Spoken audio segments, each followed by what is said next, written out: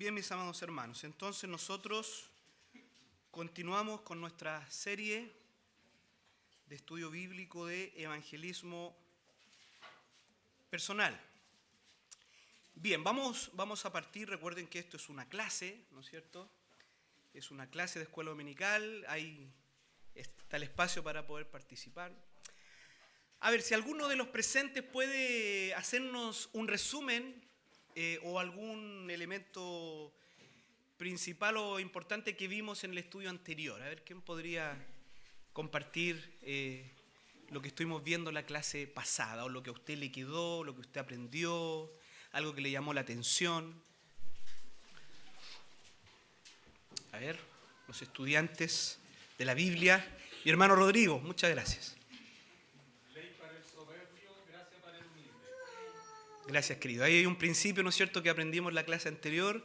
Ley para el soberbio, gracia para el humilde. Nos dimos cuenta, ¿no es cierto?, en las interacciones que tenía el Señor con las personas acerca de una predicación evangelística. Vimos al menos dos ejemplos donde cuando aquel que se acercaba al Señor con un corazón soberbio, arrogante, aquellos que venían para tentarle, aquellos que no estaban interesados realmente en la verdad, no estaban interesados, o sea, su pregunta no era honesta, sino que su corazón seguía siendo arrogante y soberbio. El Señor a ellos les confrontó con la ley. El Señor les confrontó con los mandamientos y el Señor quiso mostrarles a ellos a través de los mandamientos que en realidad ellos no guardaban la ley, ¿no es cierto? Al joven rico le mostró que en realidad él estaba al menos transgrediendo el primer y segundo mandamiento. El joven rico tenía un Dios que se llamaba el Dios de las riquezas, el Dios del dinero, y el Señor le mostró que Él realmente era su Dios.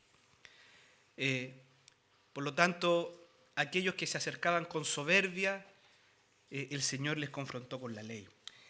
¿Qué más? ¿Qué otra cosa hemos visto en los estudios anteriores?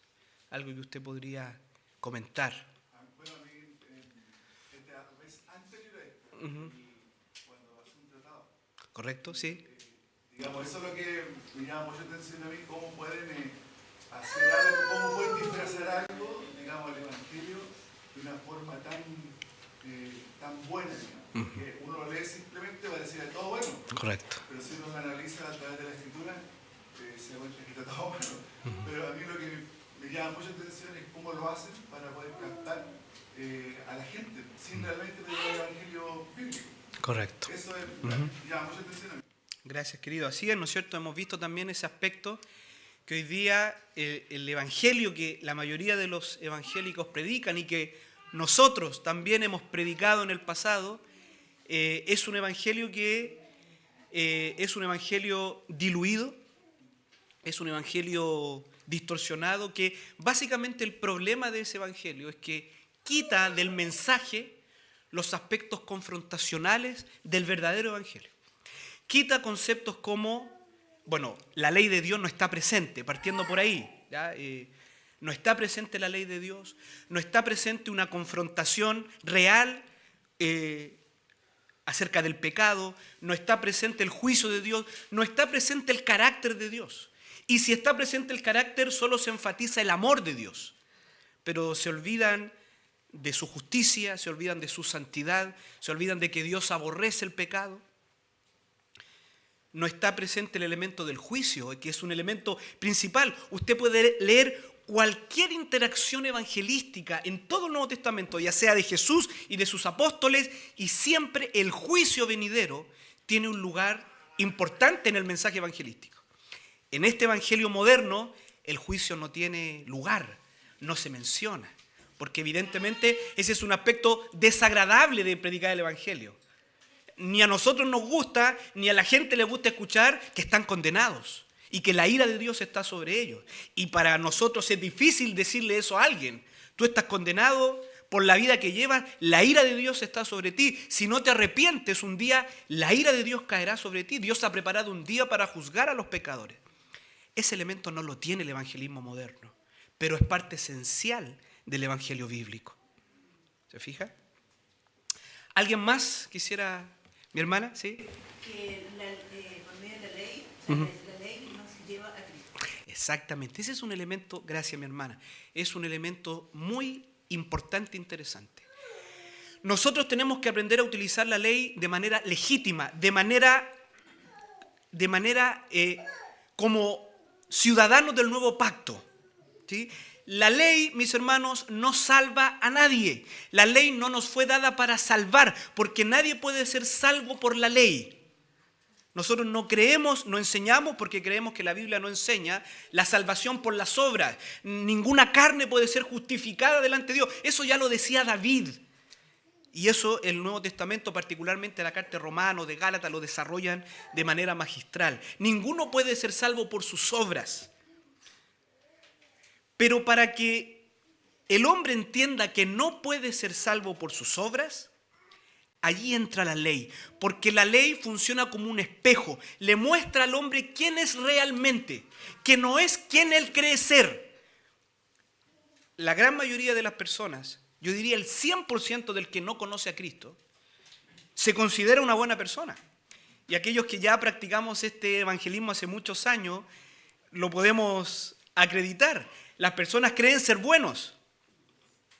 Y en los casos mínimos que alguien diga, no soy bueno, cuando uno escarba un poquito más, en realidad es una cuestión bien egocéntrica. No son buenos, no por los motivos correctos. No creen ser no buenos porque han ofendido a Dios, sino que tiene que ver tal vez con situaciones interpersonales, situaciones familiares, que todavía están centrados en ellos mismos. Pero nunca me ha tocado un incrédulo que diga, no soy bueno porque yo he ofendido a Dios. No, la gente cree ser buena. Entonces, ¿qué es lo que hace la ley? La ley hace que el pecado abunde. La ley hace que el hombre se mire en el espejo de la ley de Dios y se vea cómo es realmente delante de Dios. ¿Que ante la sociedad puede ser bueno? Claro que sí. Desde el punto de vista terrenal hay gente buena. Hay gente que hace buenas obras desde una mirada terrenal. Y las personas tienden a compararse con el de al lado y con el de al lado que es malo. ¿Ya? Entonces, ante el drogadicto, el ladrón, el asesino, el violador, claro que yo soy bueno, porque yo no le hago mal a nadie, porque yo trato de ser un buen vecino. Esos son los argumentos de las personas. Pero ¿qué es lo que hace la ley de Dios? Lo confronta en cuanto a cómo Dios le ve. Y ahí la cosa cambia absolutamente. Porque Dios mira el corazón.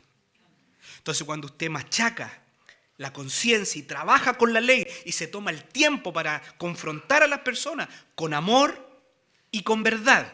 Esto no se trata, y en algún momento más adelante, cuando ya entremos de lleno al método, vamos a hablar de esto. Nuestra actitud es sumamente importante. Cuando usted hable con las personas acerca de la ley, usted no debe sonar como condenatorio. Porque la gente se le va a espantar y se le va a ir.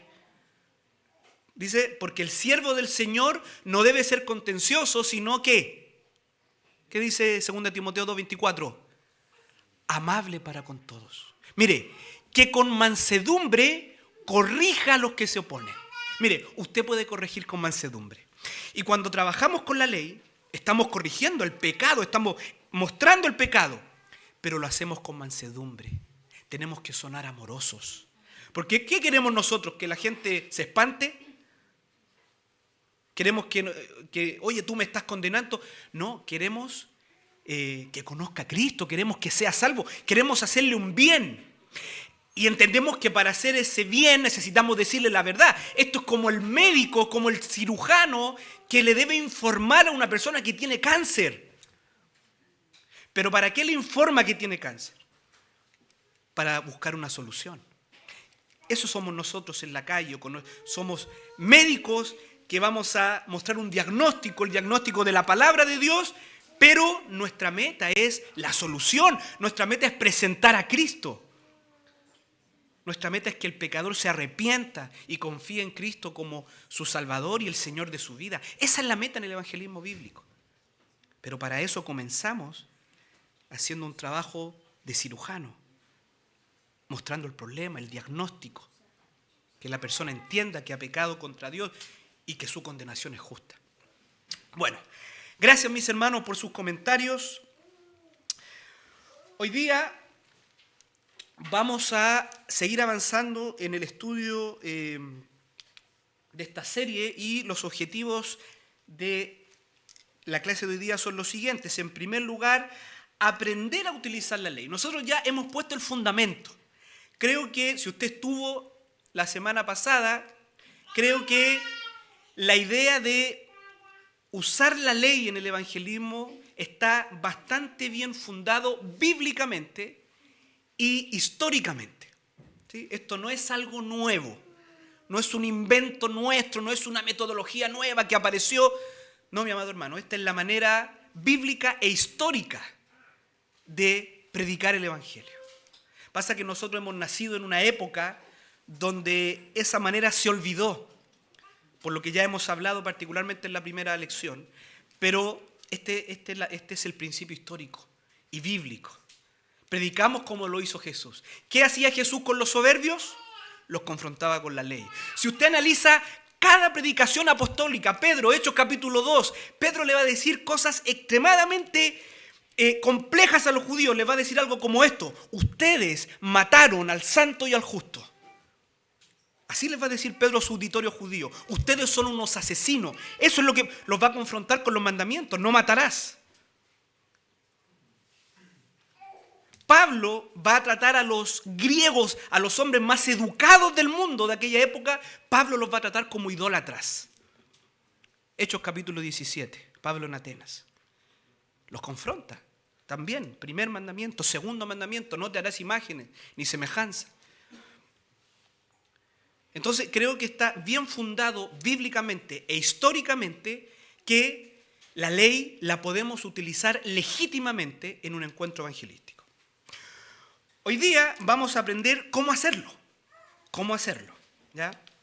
Entonces, aprender a utilizar la ley de Dios, los 10 mandamientos en un encuentro evangelístico personal. ¿Cómo utilizar la ley de Dios? Y esto vamos a aprender hoy día. Para remover la conciencia del pecador.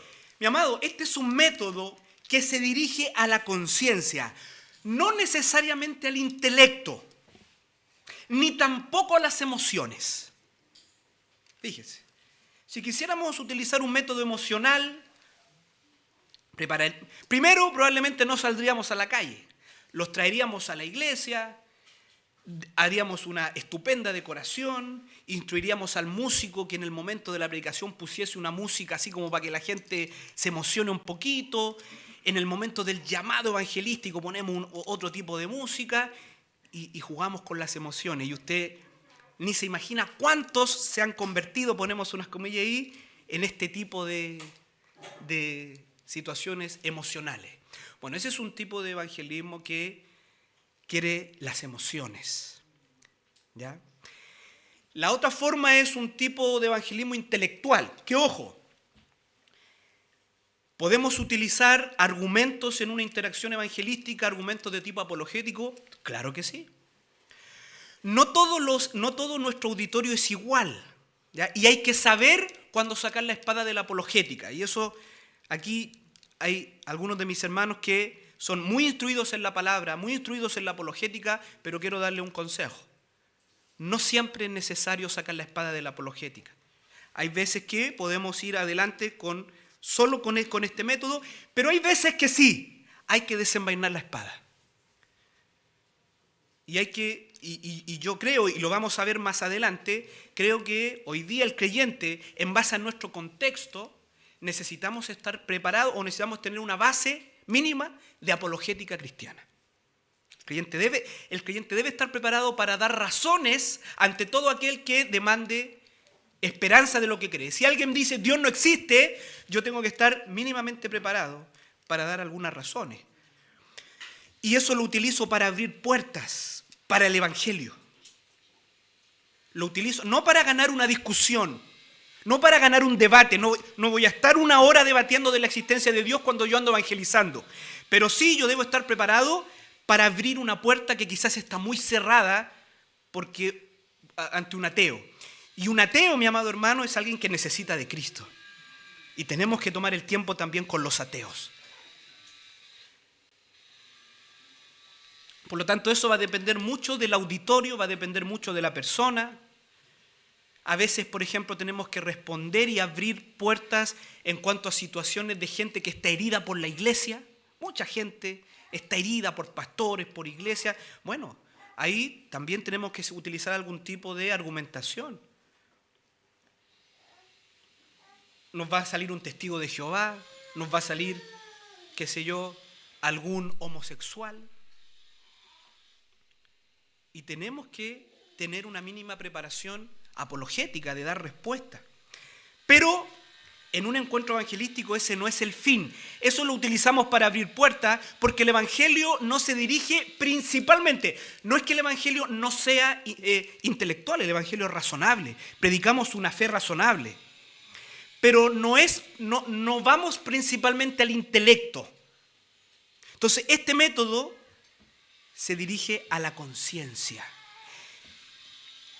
El que los hombres no vengan a Cristo no es una cuestión ni principalmente emocional ni principalmente intelectual, es una cuestión moral. Los hombres no quieren a Dios. En realidad el ateo sabe que Dios existe. ¿Sabe por qué? Porque Dios puso ese conocimiento en él. El ateo lo sabe. Así que no gastemos mucho rato en eso. Vamos a su conciencia. Lo que pasa es que el ateo no quiere a Dios. No quiere un Dios como el Dios de las Escrituras. No quiere un Dios que le diga lo que tiene que hacer. El ateo algunos están enojados con Dios por situaciones del pasado y otros no quieren al Dios de las Escrituras. Entonces, el problema del hombre no es tanto intelectual, no es tanto emocional, el problema del hombre es moral. Tiene que ver con la voluntad, tiene que ver con su sometimiento al Creador. Por lo tanto, este método, utilizamos la ley de Dios para ir a sus conciencias. Y en tercer lugar, darle a la ley un uso legítimo en el evangelismo personal, es decir, preparar el camino para la gracia de Dios en Cristo. Hermanos, esa es la función de la ley, preparar el camino para la gracia.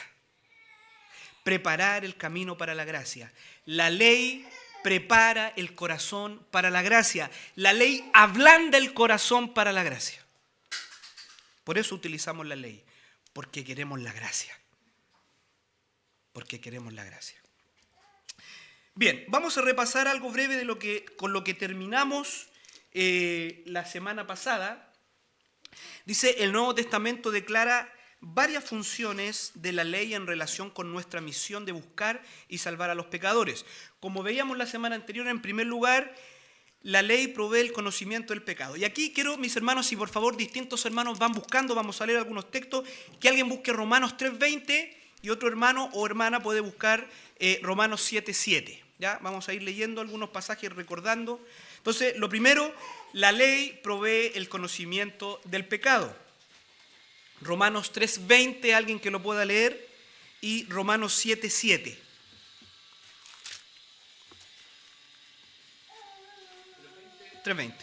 Ya que por las obras de la ley ningún ser humano será justificado delante de él, porque por medio de la ley es el conocimiento del pecado. Amén, ¿no es cierto? La ley no justifica a nadie, pero ¿qué sí es lo que hace la ley? La ley le muestra al hombre que es un pecador, le da conocimiento de sus pecados, o reafirma ese conocimiento intrínseco que todo hombre tiene por cuanto es criatura de Dios. ¿Qué dice Romanos 7:7? Mi hermano. ¿Qué diremos pues? La ley es pecado.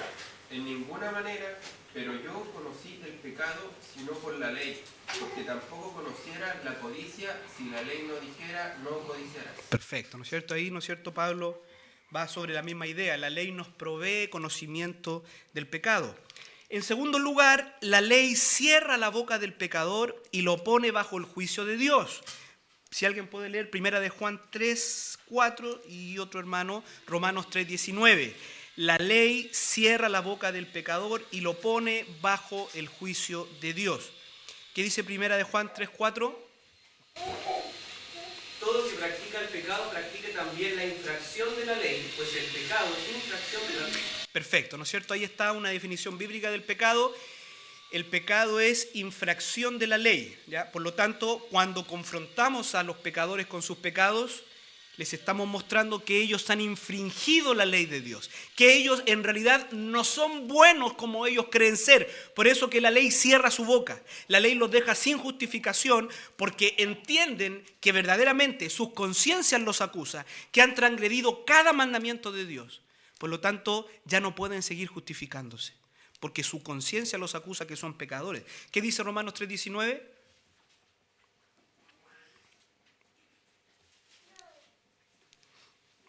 Romanos 3:19, Martín. Pero sabemos que todo lo que la ley dice, lo dice a los que están bajo la ley, para que toda boca se cierre y todo el mundo quede bajo el juicio de Dios.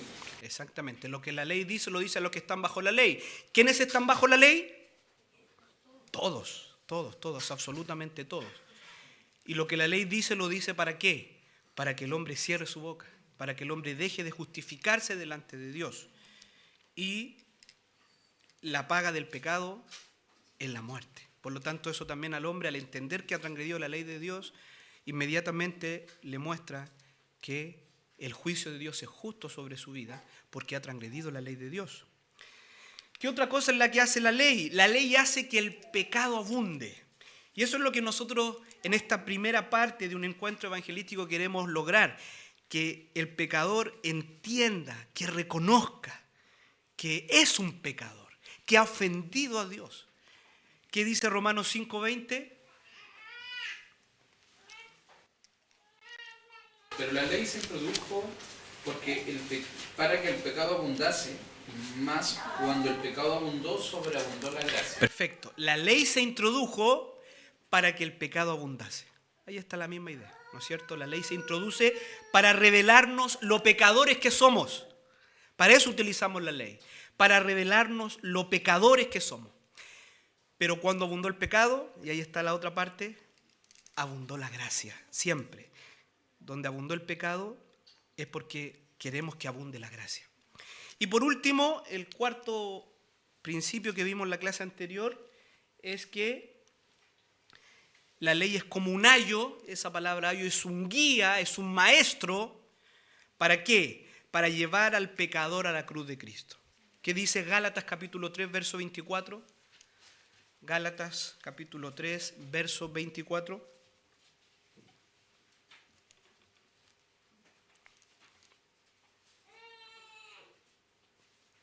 Gálatas 3, 24. De manera que la ley ha sido nuestro ayo para llevarnos a Cristo a fin de que fuésemos justificados por la fe. Perfecto. ¿Habíamos considerado alguna vez esta función de la ley? Que la ley, como dice el texto, nos lleva a Cristo. La ley nos lleva a Cristo, mi amado hermano. La ley nos guía a Cristo a fin de que fuésemos justificados por la fe. Ese texto es clarísimo en cuanto a la función de la ley en la salvación de los pecadores. La ley nos guía a Cristo. ¿En qué sentido? Que nos muestra nuestra verdadera condición y que nos muestra nuestra verdadera necesidad. Que no podemos justificarnos nosotros mismos, sino que necesitamos desesperadamente la justicia de Cristo. Porque la ley nos demuestra que por nuestra propia justicia, que en realidad no tenemos una justicia propia.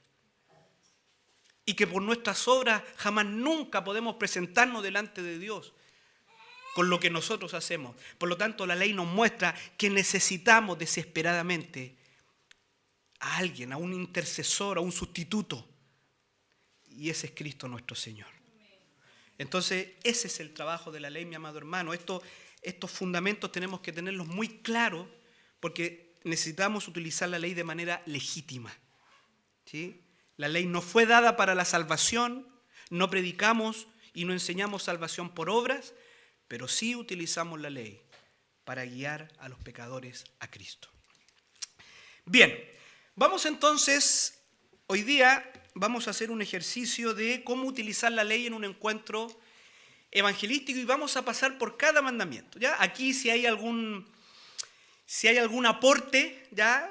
Si algunos hermanos que ya han utilizado este método, si tienen algún aporte, alguna alguna experiencia también que nos puedan compartir cómo le ha ido utilizando este método, va a ser muy, muy bienvenida. Si alguien tiene algo que aportar también cómo podemos utilizar la ley, es muy bienvenido en este espacio también sus comentarios, ¿ya? Así que por favor, dispóngase a participar y a aportar. Si hay preguntas también, obviamente las puede hacer. Bien. Bueno, antes que todo vamos a hacer un resumen de lo que hemos visto hasta acá.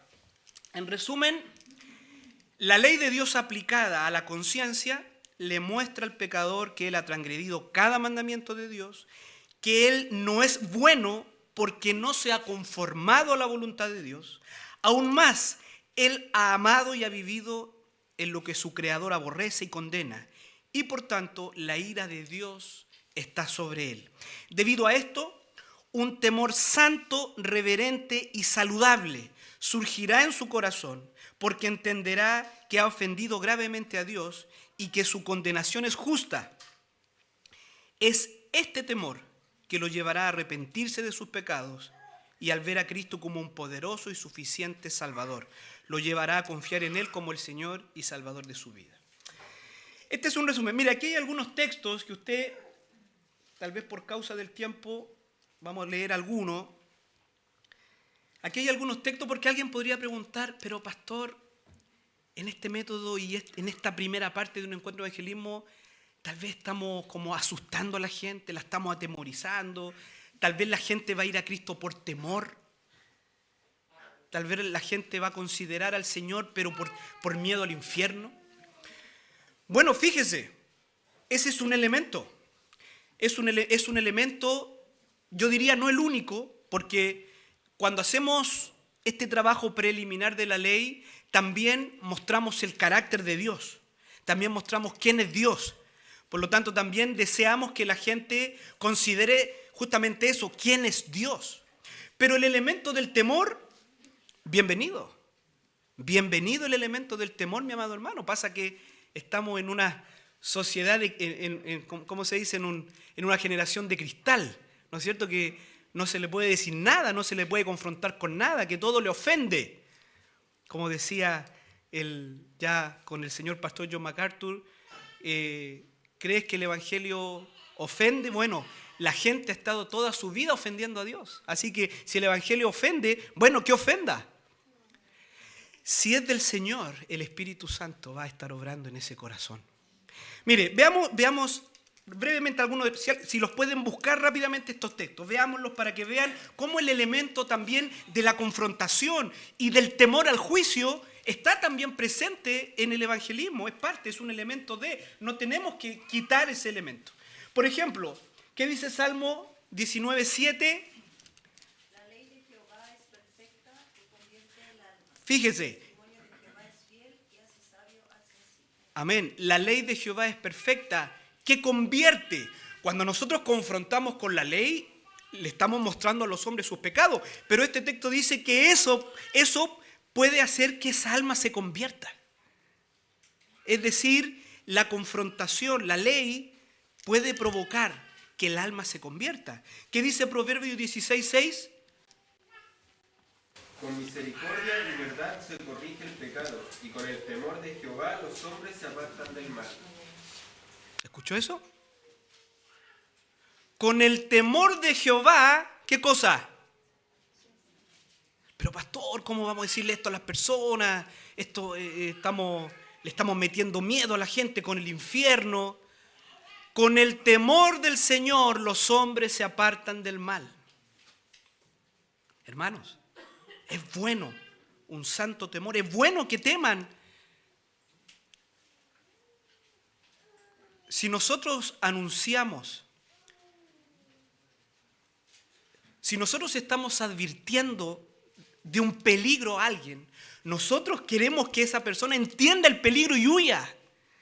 ¿No es cierto? Si nosotros estamos, vamos a avisar que se está incendiando una casa, ¿qué deseamos nosotros? Que la persona salga corriendo de ahí, por eso le estamos advirtiendo. Bueno, en el evangelismo también hay un elemento en donde advertimos a los hombres acerca de lo que les espera si permanecen en sus pecados.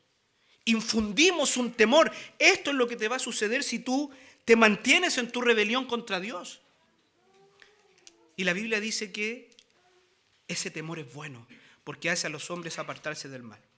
Bueno, tanto Hechos como capítulo 2 y verso 17, ahí tenemos una interacción evangelística aplicada, en donde, como yo les decía, tanto Pedro como Pablo confrontan de manera directa, hermanos, de manera directa a su auditorio con sus pecados.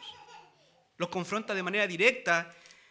Pablo, por ejemplo, habla acerca de que Dios ha preparado un día para juzgar, le dice a los griegos. Dios ha preparado un día para juzgar lo que ustedes han hecho, su idolatría. Pedro también confronta a los judíos con haber asesinado al Señor. Entonces, bueno, ahí usted puede ver esos pasajes y profundizar un poquito más. Bien, por honor al tiempo vamos a avanzar. Bien, ¿cómo entonces utilizamos la ley? Vamos a pasar brevemente por cada mandamiento y vamos a ver cómo podemos interactuar con las personas hablando acerca de este mandamiento. En primer lugar, vamos a resumir el mandamiento. Entendemos que en Éxodo 20, por ejemplo, el mandamiento es más largo, ¿ya? Pero nosotros, para términos pedagógicos de interacción, vamos a resumir. Entonces, el primer mandamiento: no tendrás dioses ajenos delante de mí. Y aquí nosotros podemos hacer una pregunta a las personas. Bueno, ¿cómo usamos este mandamiento para remover la conciencia? Recuerde que nosotros nos dirigimos a la conciencia. Y el método es preguntas. Preguntas a las personas. Mira, el primer mandamiento dice: no tendrás dioses ajenos delante de mí. Permíteme preguntarte: ¿has amado a Dios siempre? ¿Has amado siempre a Dios más que a todo y todos los demás? ¿Has amado a Dios más que a tus padres, a tus hijos, a tu pareja, trabajo, dinero, estudios? ¿Has amado a Dios más que a ti mismo? Esas son algunas de las preguntas que podemos hacer a las personas. ¿Es Dios la persona más importante en tu vida? Recuerde que tenemos que utilizar los mandamientos como militantes del nuevo pacto. Y allí tenemos que recurrir a lo que justamente también hemos aprendido en el culto. Que el mandamiento tiene un espíritu, que tiene un sentido. Que la ley de Dios es espiritual.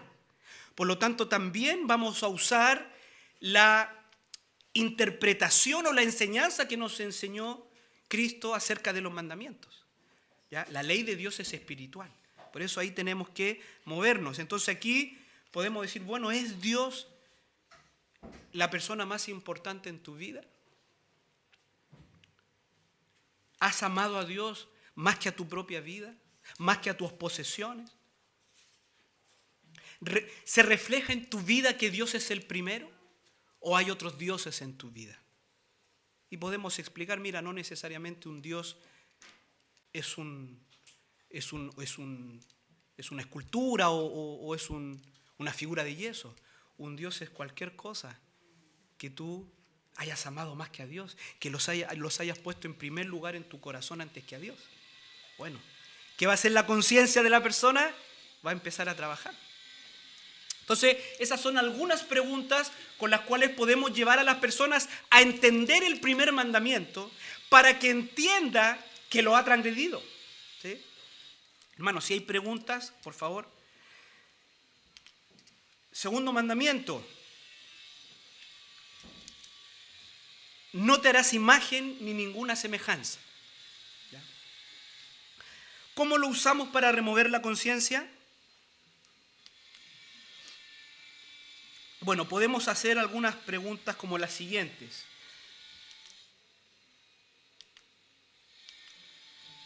Podemos preguntar, tal vez podemos comenzar con la pregunta clásica, ya donde tal vez apunta de manera literal, llamémoslo así, este mandamiento. ¿Ya?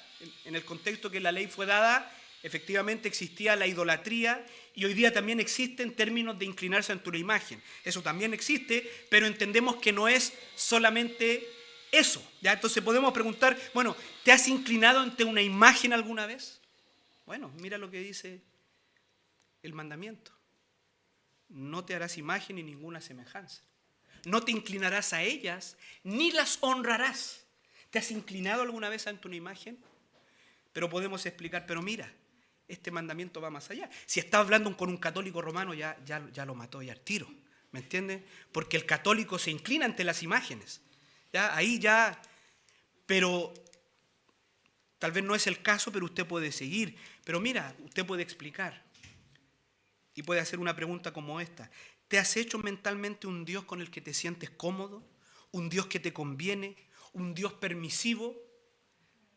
¿Ya? ¿No es cierto? El tatita Dios, ¿no es cierto? El flaco ahí arriba. No, si el flaco a mí me quiere. A mí me quiere como soy el flaco de ahí arriba. Me cuida a mí, me quiere. Bueno, ese es un ídolo. Ese es un ídolo. Tal vez no un ídolo de yeso, pero es un ídolo, es un Dios que la gente se hace mentalmente y que se acomoda a ese Dios. Ese Dios permisivo, ese Dios que al final nos va a llevar a todos al cielo, ese Dios que no es santo, ese Dios que no es justo, ese Dios que es puro amor y que entiende y que comprende y que no pasa nada. No, mira, si no se necesita ir a la iglesia, si no pasa nada, si Dios nos ama a todos. Ese es un ídolo, mi amado hermano, es un ídolo. Es un Dios hecho a la imagen del hombre. Por lo tanto, podemos hacer esas preguntas y vamos a empezar a remover la conciencia. Y ahí es una oportunidad para hablar acerca del Dios de la Biblia. El Dios de la Biblia es amor, claro que es amor, pero el Dios de la Biblia también es justo, es santo. El Dios de la Biblia aborrece el pecado. El Dios de la Biblia no puede pasar por alto nuestras iniquidades. El Dios de la Biblia, por cuanto es un juez justo, un día va a juzgar a los pecadores. El Dios de la Biblia nos manda a todos nosotros a que nos conformemos a su voluntad. Ese es el Dios verdadero. Entonces, bueno, ahí podemos razonar. Emmanuel. Sí, yo tengo una pregunta con respecto al Marta 1 y el 2. Correcto. Se supone que la persona cree en un Dios ¿Sí? y con el ateo que no cree en nada o que piensa que puede ser una fuerza y, Correcto. o que todo también es como relativo. Ahí cómo poder mover la conciencia. Sí, bueno, en el caso, mira, este es mi consejo. Tú tienes dos opciones. Tú puedes, y eso va a depender mucho del tiempo que tú tienes, va a depender mucho de la situación. Tú puedes razonar con el ateo acerca de la existencia de Dios. Y ahí, bueno, tú tienes que estar preparado también para defender la existencia de Dios bíblicamente, porque la existencia de Dios se puede defender con la Biblia. ¿Ya? Por ejemplo, tú puedes extraer un excelente argumento del Salmo 19. El cielo cuenta la gloria de Dios y el firmamento anuncia la obra de sus manos. Entonces tú puedes hacer un argumento, que este argumento incluso se ha perfeccionado, llamémoslo así, a través de incluso la ciencia moderna, la filosofía, ¿ya? Pero es bíblico, su base está en la Biblia, lo que se conoce como el argumento cosmológico o el argumento del diseño. Entonces, tú puedes tomar ese camino, razonar con el ateo,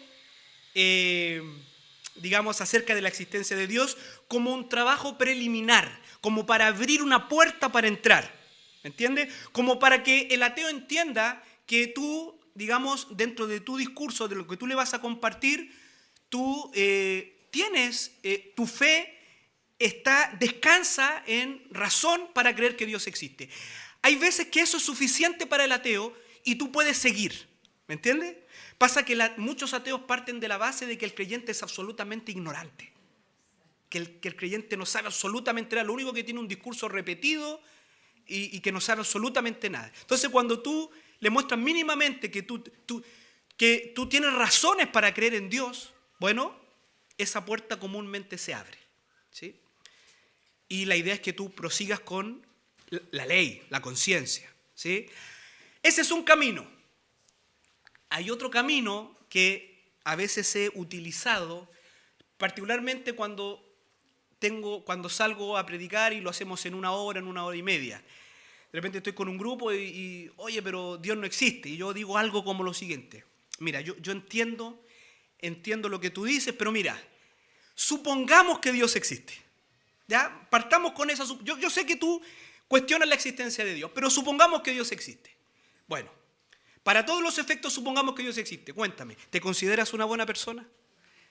Y sigo adelante. ¿Me entiendes? Ese es otro camino que tú puedes tomar y si la persona te lo permite. Ahora, si la persona dice, no, ¿cómo? Bueno, probablemente si quieres seguir con él, vas a tener que tomar tiempo para hablar acerca de la existencia de Dios. ¿Ya? Pero ahí tú, dependiendo de la situación, tú puedes esos dos caminos. Razonar con el ateo acerca de la existencia de Dios o hacer un trato con él, porque como este método va a la conciencia, creemos que aunque alguien a priori niegue la existencia de Dios, pero cuando utilizamos la palabra, cuando utilizamos la ley, confiamos en que Dios puede hacer algo. ¿Me entiendes? Entonces, ese es un camino válido. ¿Ya? Hacer un trato y seguir adelante. Es algo que algunas veces he hecho también. ¿Ya? Entonces, eso, querido. Vamos con el mandato número 3. No tomarás el nombre de Dios en vano. Ojo, estos 3 primeros mandamientos, los 4 primeros probablemente son los menos utilizados en un encuentro evangelístico. Ya aquí yo quiero compartirle cómo podemos utilizarlos todos, ya si en algún momento tenemos harto tiempo con alguien, podemos hacerlos pasar por los 10, pero comúnmente se utilizan 3 o 4. Ya, y yo les voy a decir cuáles son los más comunes y tal vez los más fáciles de utilizar en un encuentro de evangelismo personal. Pero estos 3 o estos primeros 4 tal vez no son los que más se utilizan en la calle, al menos en un encuentro más casual, ¿ya? Pero debemos estar preparados también para utilizarlo. No tomarás el nombre de Dios en vano. ¿Cómo utilizamos este mandamiento para remover la conciencia? Y podemos hacer una sencilla pregunta. Creo que me está fallando. Ya. Podemos preguntar, ¿alguna vez has usado el nombre santísimo de Dios para expresar un disgusto? ¿Lo has utilizado en chistes o lo has utilizado para jurar? ¿Ya? Podemos preguntar eso a la gente. ¿Alguna vez has utilizado el santísimo nombre de Dios para reírte, para expresar un disgusto, una exclamación banal? Y podemos explicar, ¿sabes? En la palabra de Dios, el nombre de Dios es santo. El nombre de Dios es santo. Y se fija, mientras nosotros explicamos la ley, ¿sabe lo que también estamos haciendo? Estamos revelando al verdadero Dios. En el primer y segundo mandamiento podemos decir, mira, el Dios de las Escrituras es un Dios celoso. Es un Dios que demanda adoración solamente para Él. Es un Dios que no acepta a otros dioses. El Dios de las Escrituras es un Dios que tiene en muy alta estima su nombre, porque su nombre es santo. Porque su nombre es una proyección de su persona y su persona es santa. Él no acepta que se mal utilice su nombre. Pero ¿cómo? Si, ¿quién no lo...? El hecho de que tú lo hagas y que todos lo hagan no quita que esto sea un pecado y que sea una transgresión delante de Dios. Y podemos razonar con las personas. Y vamos presentando al Dios de las Escrituras. Y vamos machacando la conciencia. Y vamos enseñando. Vamos enseñando la palabra de Dios. Vamos corrigiendo, porque el siervo del Señor nos debe ser contencioso, sino amable para con todo, que corrija a los que se oponen. Este es un método en donde corregimos con amor, con paciencia y con la palabra de Dios, corregimos a los que se oponen. Para ver, como dice Pablo, para ver si Dios les concede que se arrepientan, para conocer la verdad y escapen del lazo del diablo al cual están cautivos a voluntad de Él. Eso hacemos con este método. Razonamos con las personas y les enseñamos la palabra de Dios. Mi hermana Nelly. Respecto a esto, ponemos una gringa del Señor de la típica expresión, oh my God. No significa eso. Significa cuando la usa en una expresión de grosería. Digamos, el padre entiende, oh Dios mío, no tiene que ir por eso. Se usa un tema María cuando dice esta grosería gruesa, se usa esa expresión. Perfecto, gracias mi hermana. Gracias. Vamos al cuarto mandamiento. Acuérdate del día de reposo para santificarlo. Y probablemente este mandamiento también deberíamos confrontar al 95% de los evangélicos, ¿no es cierto? Acuérdate del día de reposo para santificarlo. ¿Cómo usamos este mandamiento para remover la conciencia? Y aquí podemos ir al mandamiento directo. Este mandamiento tiene una aplicación directa, literal incluso.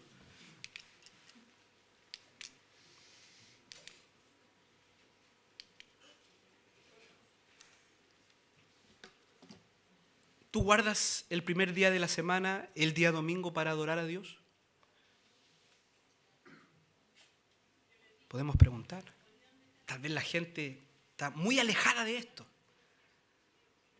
Pero ahí está el mandamiento. ¿Tú guardas el día del Señor?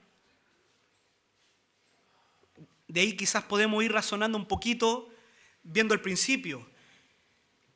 ¿Tú dedicas algún tiempo en tu vida para Dios? ¿Tú apartas tiempo para Dios? Ahí está el principio mayor, podríamos decir.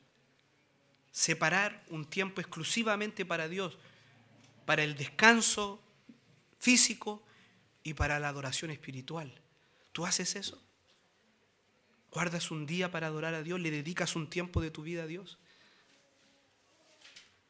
Y razonamos con las personas.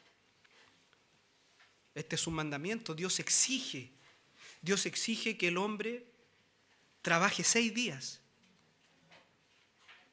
Y el 7º día lo dedique para la adoración, para buscarle a Él, para tener comunión con Él. ¿Haces tú eso en tu vida?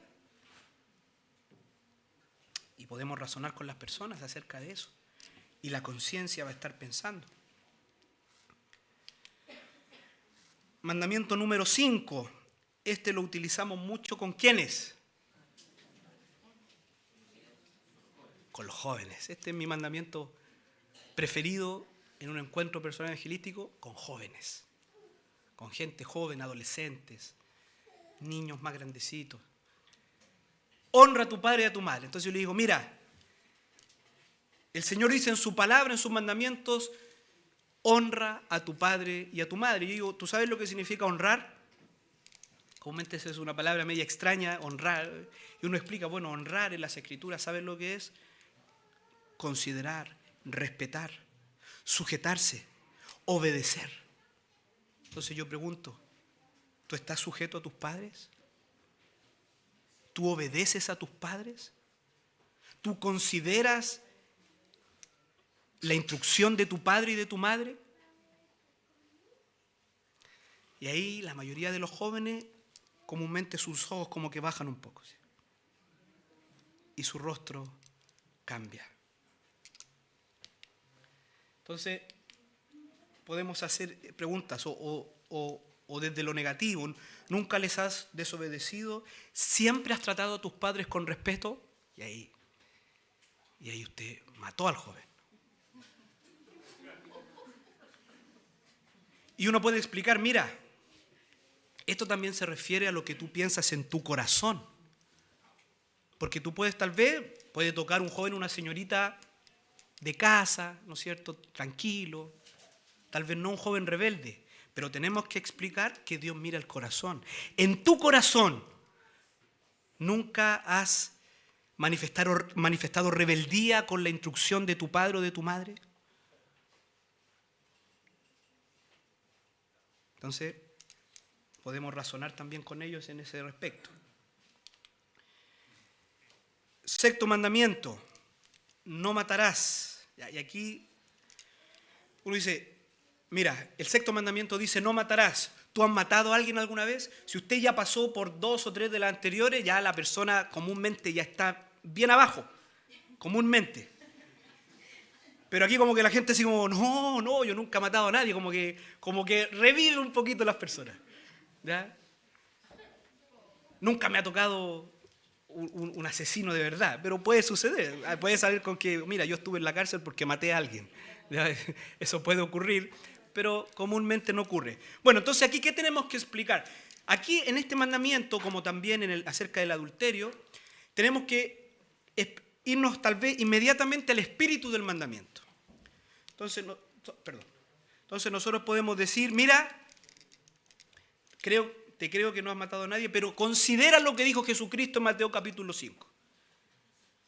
Jesucristo dijo, oíste que fue dicho no matarás, pero yo os digo que cualquiera se enojare contra su hermano, que cualquiera que llamare fatuo, que cualquiera que llamare tonto, imbécil, albergando rabia y odio en su corazón, delante de Dios que mira el corazón, es constituido como un asesino.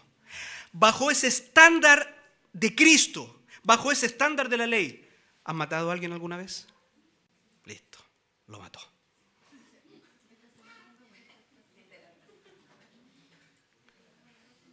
Entonces, razonamos con las personas y explicamos el espíritu del mandamiento. Entonces decimos, bajo ese estándar, ¿has asesinado a alguien alguna vez? En otras palabras, ¿has odiado a alguien en tu corazón? ¿Has guardado rencor contra algún prójimo en tu corazón? Bueno, si eso has hecho, déjame decirte que Dios te ve como un asesino. Porque esa es la verdad. Eso es lo que dijo Cristo.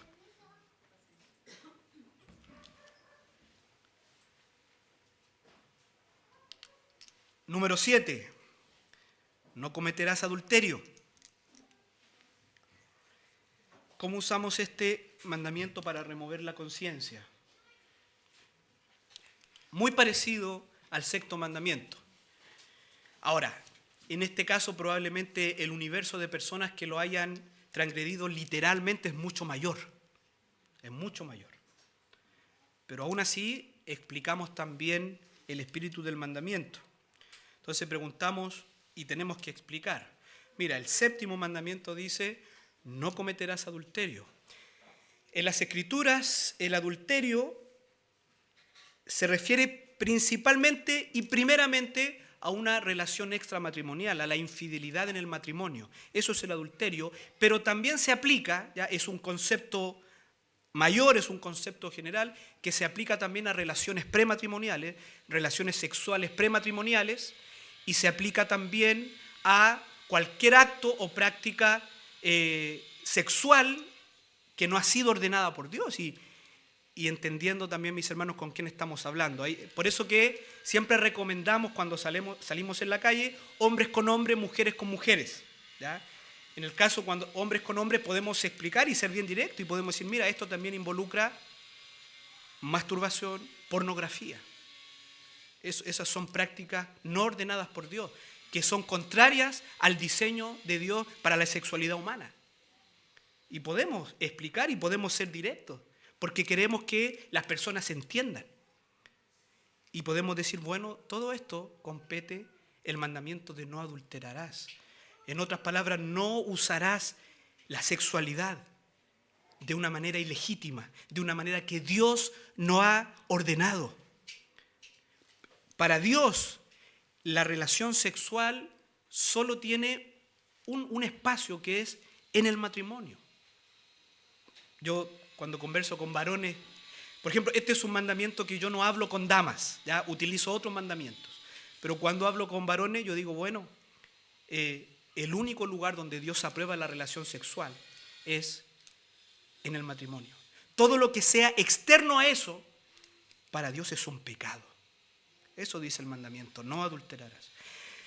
Pero mira, ahí ya tal vez podríamos quedar ahí y probablemente la conciencia ya ha trabajado. Pero podríamos profundizar más. Pero mira lo que dijo Cristo. Jesucristo dijo, oísteis que fue dicho, no cometerás adulterio. Pero yo digo que cualquiera que mira a una mujer, ¿ya? O si está hablando con una mujer, pues, u hombre, ¿ya?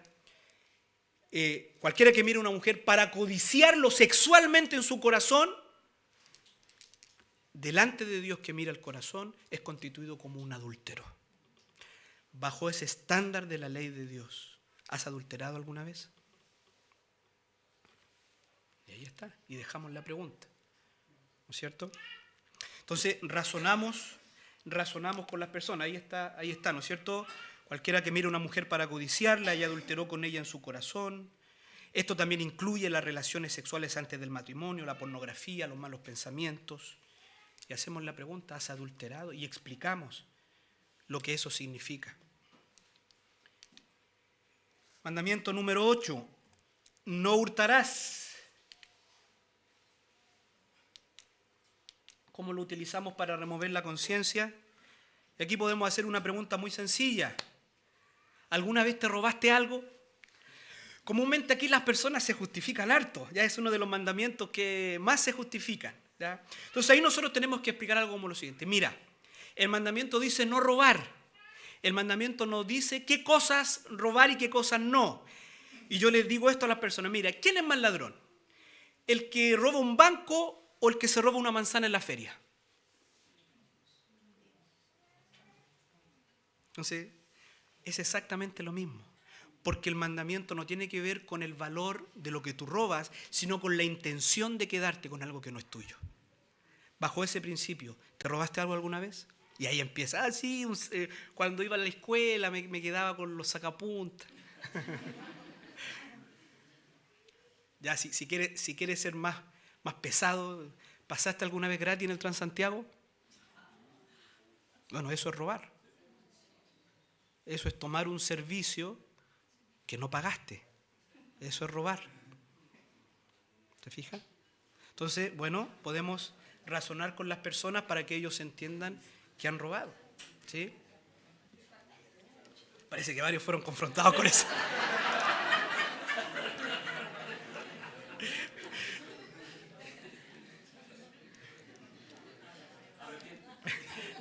Es bueno de vez en cuando predicar el evangelio a los evangélicos también.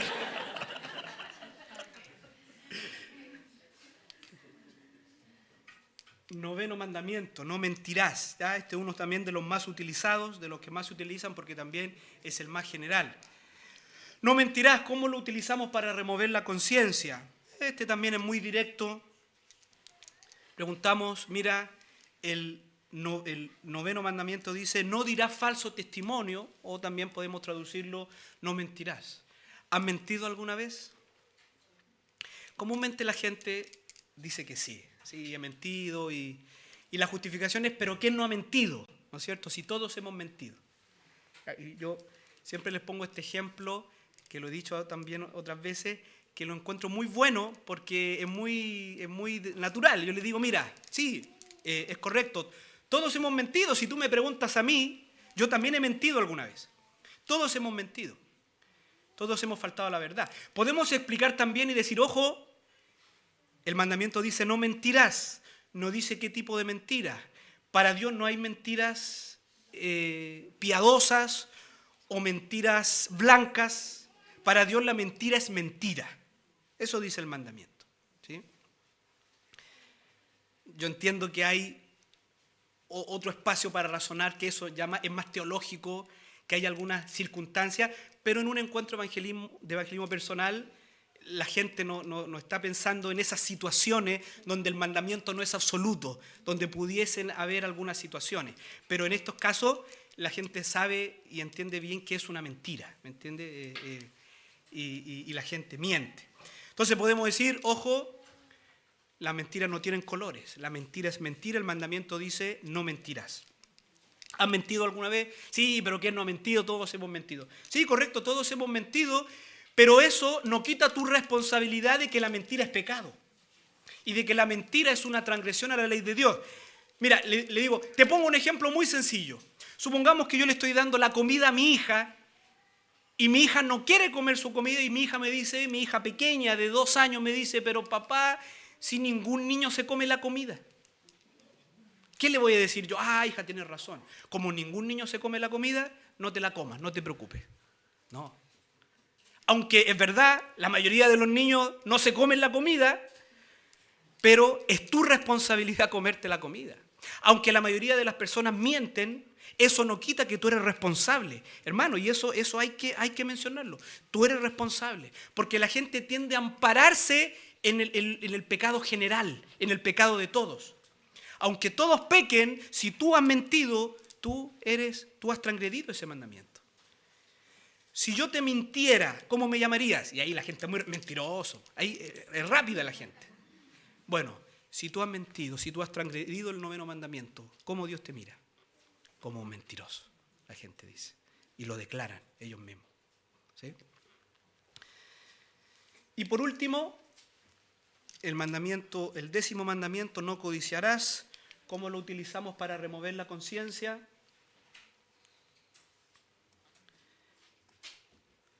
¿Alguna vez has deseado lo que otros tienen? ¿Alguna vez has envidiado? Casa, autos, bienes materiales, pareja, trabajo, posición, logros. Eso se llama codicia. Y el mandamiento dice, no codiciarás los bienes de tu prójimo, no los envidiarás. Entonces, bueno, también podemos confrontar a las personas con preguntas de este tipo para revelarles, ¿no es cierto? De pronto a las personas les cuesta declararlo y ahí uno dice, bueno, si yo fuese un codicioso, ¿cómo me llamarías?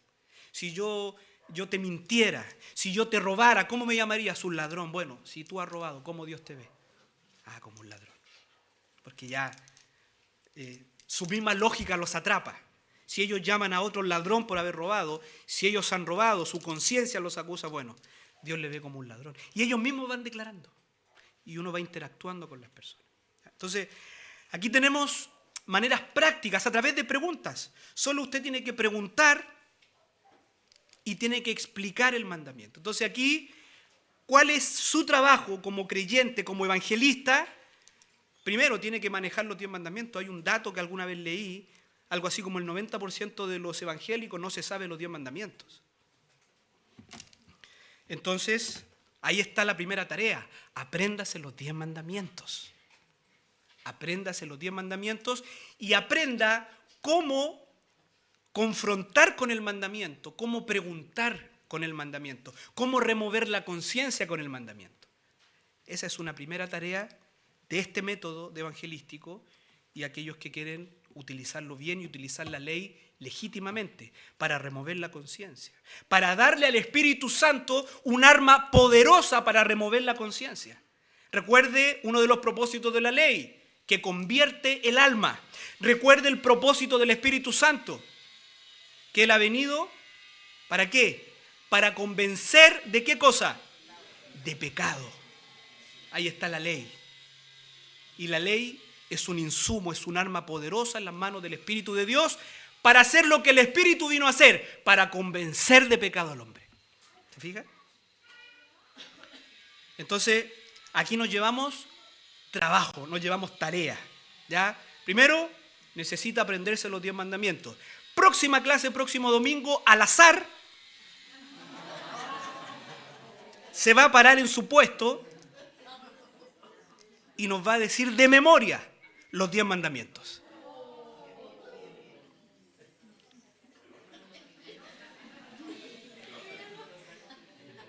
Y a algunos otros les voy a preguntar, hermano, ¿cómo podría usar el 6º mandamiento en un encuentro evangelístico personal? Así que prepárense para la próxima semana. Bien, mis amados hermanos, que el Señor les bendiga, que el Señor bendiga su palabra. ¿Hay alguna pregunta, algún comentario? Tenemos todavía 3 minutitos para algún comentario final. ¿Qué le parece? ¿Le surge alguna duda, alguna pregunta? ¿Quisiera corroborar algo, algún comentario? Mi hermano Juan Carlos.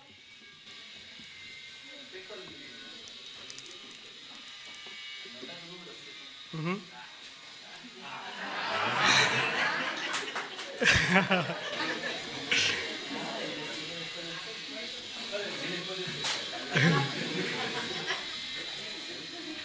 ¿Podríamos encontrar alguna antigüedad para...? No. Cuando se trata de, por ejemplo, exponer esto para otros cristianos que también ahora han salido de la iglesia, ¿podemos ocupar un mandamiento así?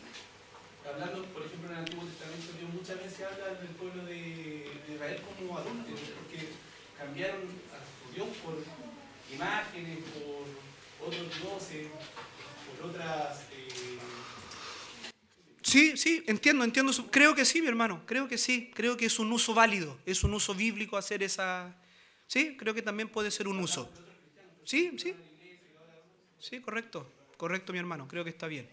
¿Quién más? Mi hermano Luis. En las iglesias bautistas particulares, en la oración de confesión, previamente normalmente se leen los 10 mandamientos para confrontar al creyente. Correcto, así es. Sí, los 10 mandamientos. Recuerde, mi amado hermano, que nosotros, primero como cristianos, creyentes en la Escritura, pero también como bautistas confesionales, creemos en la vigencia de la ley, ¿no es cierto?, de los 10 mandamientos. esta ley también está vigente para nosotros. Hoy día para nosotros no funciona como un camino de salvación, pero sí funciona como un estándar de nuestro caminar con el Señor. Nosotros estamos llamados a guardar los 10 mandamientos, porque los 10 mandamientos reflejan el carácter de Dios. Por lo tanto, nosotros también somos confrontados con los 10 mandamientos. Eso es así, porque creemos en la vigencia de los 10 mandamientos. ¿Alguien más, mis amados hermanos? ¿Algún comentario? Mi hermano Jürgen, Pastor Jürgen. Sí, solamente agregar que, me salieron algunas preguntas y tenemos que recordar que la ley ha sido escrita en nuestros corazones, ¿cierto? Por eso, aunque alguien sea ateo, por ejemplo, y lo confundemos con la ley de Dios, aunque dice que no crea en Dios, su conciencia no va a acusar, su conciencia va a llevarnos allá, aunque esté corrompida o perseguida. Entonces, por eso es sumamente útil usarlo, ¿no? Y tenemos que ver el poder que tiene, porque Dios lo puso a nosotros cuando nos creó. Y también conservar el Señor útil para nuestra vida de cristiana, para refrenar el mal que nosotros tenemos. Amén. Gracias, pastor. Amén. ¿Alguien más? ¿Claudito? ¿Sí? Es importante que los hermanos sepamos también que, porque de repente esto puede asustar un poco y decir, oye, no voy a hablar nada mejor, o no voy a predicar nada porque no sé bien todo este tema y todo. Pero mi hermano, es importante entender que, y esto no es para que sea un ejemplo, pero el Señor puede utilizar, lo compartíamos el sábado pasado, una mala traducción, un mal predicador, una mala interpretación, y el Señor puede salvar igual. Pero esto es como el peor de los extremos. Sin embargo, mis hermanos, es importante que no dejemos de predicar el Evangelio. Con lo que sepamos, vamos, porque es el Señor el que también produce esto. Estas son muy buenas herramientas y ojalá todas las podamos estudiar, pero no tengamos temor de predicar el Evangelio, porque y además que cuando lo vamos predicando nosotros mismos nos vamos golpeando y entendemos que la gracia es lo único que puede llamar. Nosotros somos igual como el que está al frente. No hay una diferencia. Claro. Es la gracia del Señor sobre nosotros lo que hace la diferencia. Entonces, a que los hermanos no pierdan ahí, no se asusten Sí. con el método. Sí, correcto. Sí, amén. Sí, algunas cosas de esas también dijimos en las consideraciones iniciales. ¿Ya? Por ejemplo, no tiene que pasar por los 10 mandamientos con cada persona, puede utilizar 2 o 3. Creemos, lo dijimos también, no creemos que este sea la única manera de abordar una conversión evangelística, pero creemos que contiene los principios bíblicos, ¿ya? Y creemos también que si estamos aprendiendo una manera, es un método muy útil, ¿ya? Pero concuerdo con mi hermano Claudio, no crea que queremos complejizar. Obviamente esto es una serie de estudios que estamos viendo distintos temas, pero esto luego lo tenemos que resumir, sintetizar. Y cuando usted practica, usted se va a dar cuenta que todo lo que vamos a ver en estas 8 clases lo podemos hacer en una conversación de media hora. ¿Me entiende? Cuando lo manejamos y podemos interactuar, o menos incluso. ¿Ya? Podemos por eso que necesitamos práctica también y comprender más que nada los principios, ¿ya? Los principios que hay detrás de todo esto. Bien, mis queridos, vamos a llegar hasta aquí entonces, que el Señor les bendiga, oremos para terminar este tiempo y ya pasar al break y luego nuestro culto. Padre, te damos tantas gracias, Señor, por este buen tiempo con tu palabra. Gracias.